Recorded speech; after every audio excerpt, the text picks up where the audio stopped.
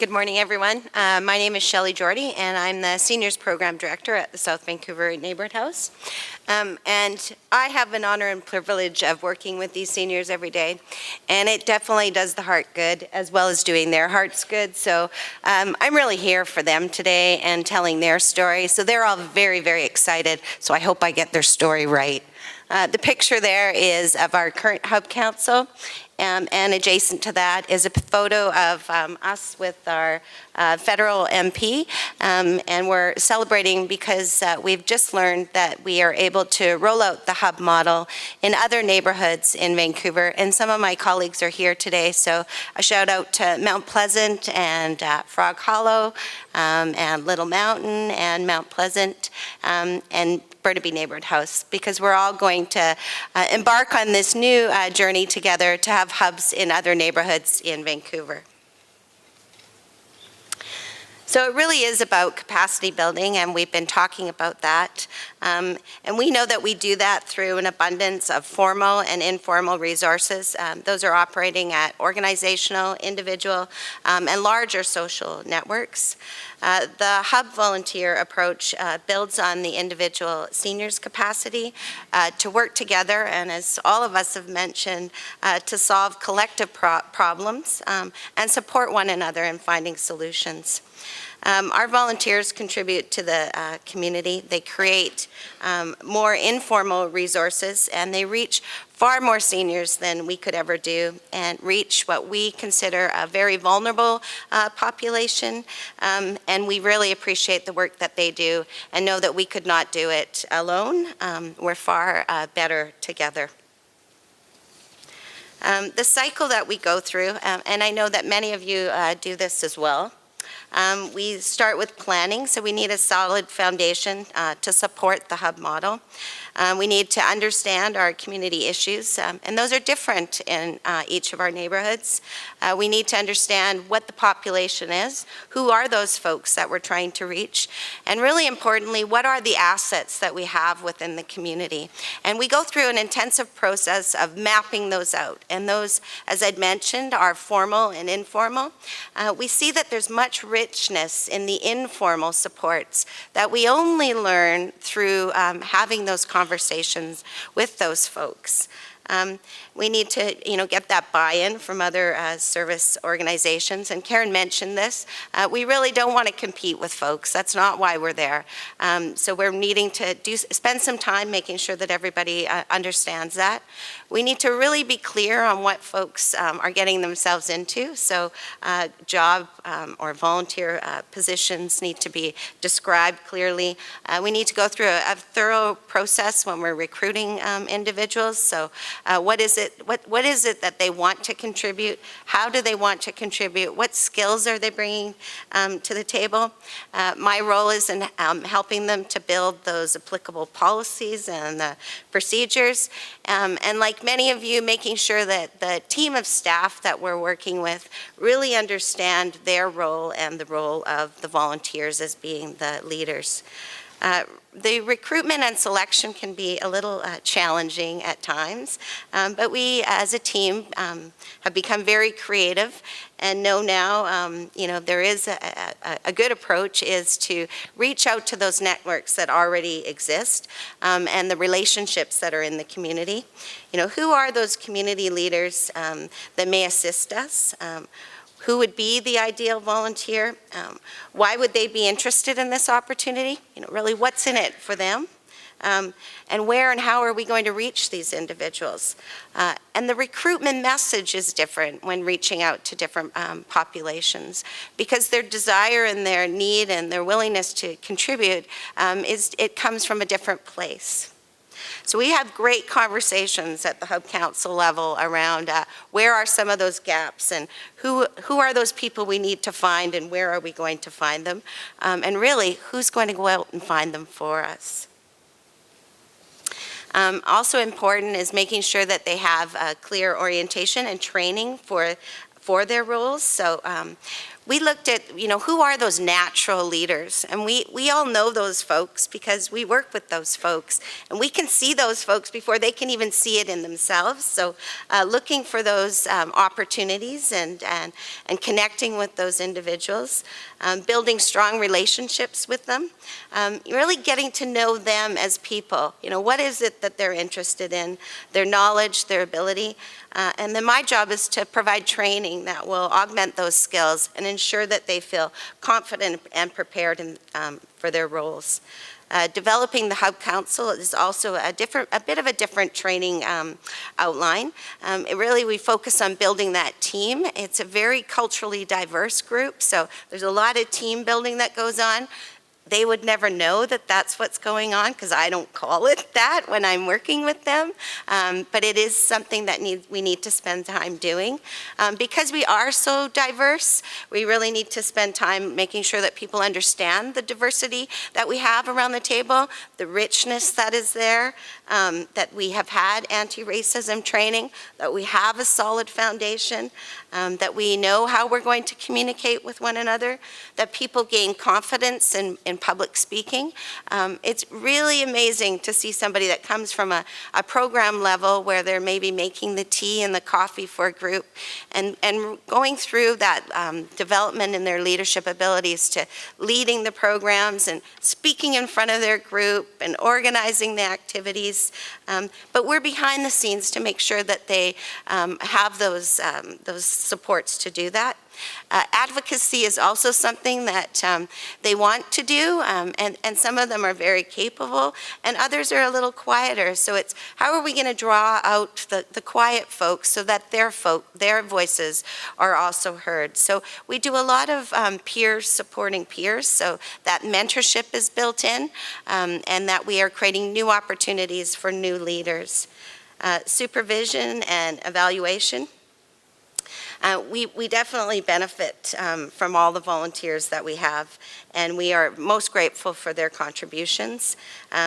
We identify how the volunteer is fulfilling their role.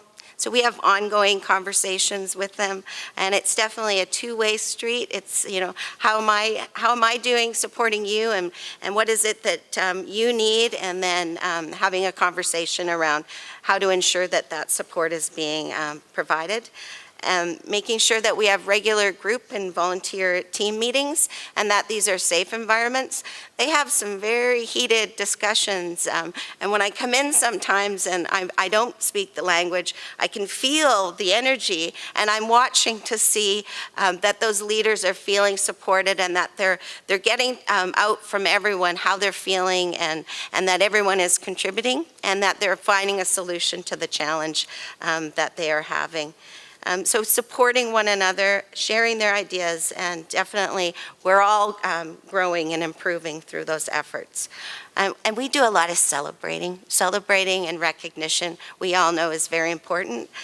So we take every opportunity to say thank you. We have more formal recognition, as many of you probably do, through an annual dinner, but we don't wait once a year to, only thank our volunteers. That's done on an ongoing basis, and the thank you fits what the volunteer, it would be appropriate for that volunteer. As Karen mentioned, the role of staff, we're very much the facilitators and the connectors. We are not the leaders.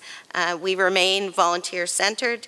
We create that sense of belonging where volunteers want to share their gift of time and skills. We need to really balance the volunteers' needs and our needs and fulfill those roles. And we build in a lot of fun and appreciation.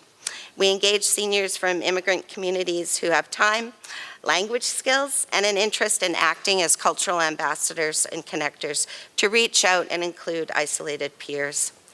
We build the capacity of the Hub Council as a group of leaders who work with the principles of inclusion and equality. We help them to understand each other's community and the value of coming together with a collective voice for shared decision-making. We ensure that we create a safe place for all to contribute.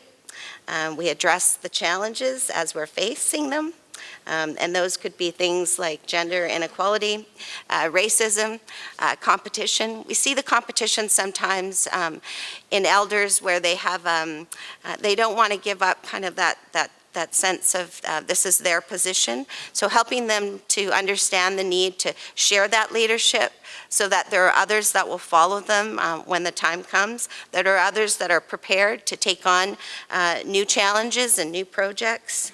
We help them to build the trust between them, especially when there are seniors who have had different histories of privilege, scarcity, loss, or many of them have experienced ethnic or religious or other conflict in the country of origin.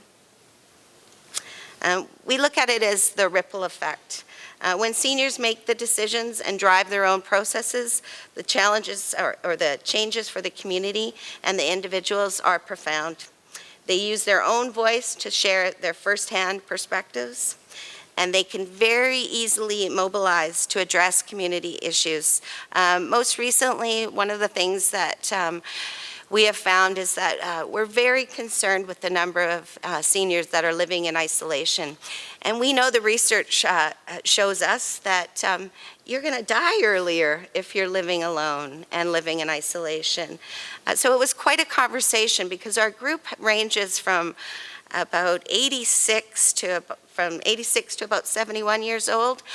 So when the older elders were sitting around the table talking about that isolation, you could definitely tell that they were concerned, not for themselves. It wasn't about them. It was about all those folks that they knew were at home and were not connected. So they were talking about, well, what could we do? And how could we reach them? And we know we can reach them, but how do we do that? So then we led a facilitated discussion about what could we change? If we were going to start something new, what would that be? And because we have a number of folks, we have the luxury that we have about 10 different languages that are spoken around the table, they decided that we could do an door-to-door outreach campaign. So that's what they're doing currently. Volunteers have been trained to go out and knock on the doors of their neighbors and connect them to programs and services and create some long-lasting relationships and friendships so that when that individual that we know is isolated needs someone to call on for support, there's someone to call on. So we really have a bridging role. This picture is of a couple of seniors that are in line to kind of take on the leadership role for our South Asian Women's Wellness Group. They're a very active group in our neighborhood house, and many of them have multiple barriers to participating in community life. You're going to give me the hook. I'm going to hurry up. When supported, seniors want to lead activities for others, and this group is a great example. They went out and did workshops in their community around elder financial abuse and really ensured that there was information and supports available to folks that are facing it. I'm going to rip through there. We do focus on evaluation as well, so we do an annual survey to learn how active our volunteers are and the quality of their engagement. This past year, we surveyed through our volunteers, reaching out to their friends and family. We found that 141 of those individuals, or 95%, had immigrated to Canada, and that 136 of those participants speak a language other than English. So it just reconfirmed that we have a lot of work to do in ensuring that we have language support programs and volunteers that can speak multiple languages. The survey did confirm that we are definitely on the right track, and I'll just read the the quote at the bottom. The hub made a difference in my life. Yes, it made me more independent in my old age. I learned to live happier, and it made me stronger, even if I'm alone. I learned to deal with different kinds of people, men and women, young and old, and I am more happy now that I am a member of the community. Thank you, Hub. We have a toolkit, and it's available at on our website. And I'm really happy that I've connected with a few of you over the last couple of days, and that we'll be sharing that toolkit with you. And we look forward to you embarking on your journey to create a hub in your neighborhood. I know, I'm getting the hook. On behalf of my team and myself, thank you very much, and enjoy the rest of the conference.